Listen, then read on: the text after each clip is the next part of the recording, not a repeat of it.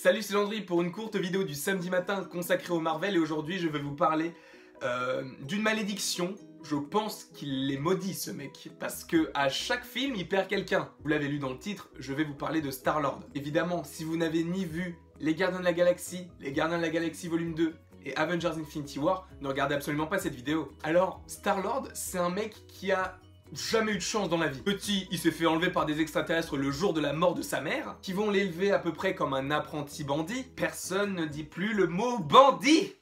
Ça n'existe plus. Alors arrêtons.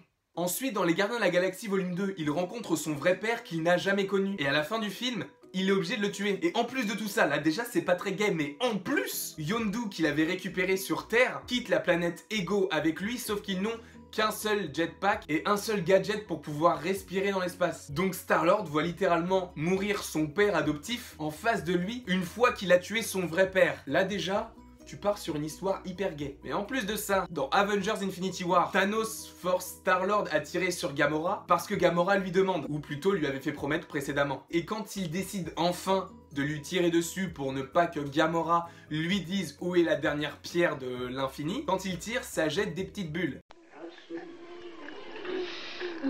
Alors déjà, niveau psychologie, il est pas frais le garçon. Moi je te dis, si j'avais été à sa place, j'aurais été hyper mal. Mais par la suite, il apprend que Gamora est vraiment morte. C'est à ce moment-là que tu dis, mais le mec, c'est le moins chanceux de l'univers. Il perd sa mère, il est enlevé par des extraterrestres. Extraterrestre qui va l'élever comme son fils et qui va mourir en voulant le sauver, sachant que juste avant, il a tué son vrai père. Et ensuite, il pense qu'il va tuer sa copine, alors qu'en fait, elle meurt 15 minutes après. Moi, je vous le dis honnêtement, quand je suis sorti de la salle d'Avengers Infinity War, je me suis dit, ce mec, c'est un gros bâtard. Quand il fait tout capoter, quand Spider-Man essaye de lui retirer le gant, et qu'au final, il lui tape sur la tête et qu'il réveille Thanos qui était endormi par Mantis, là, je me suis dit, ce mec, il est con. Mais en fait, en repensant à toutes les histoires qu'il a pu vivre dans sa vie, tu te dis qu'en fait, il est plus à plaindre qu'à critiquer. Parce que vu tout ce qu'il a perdu, je pense qu'il a énormément de mérite.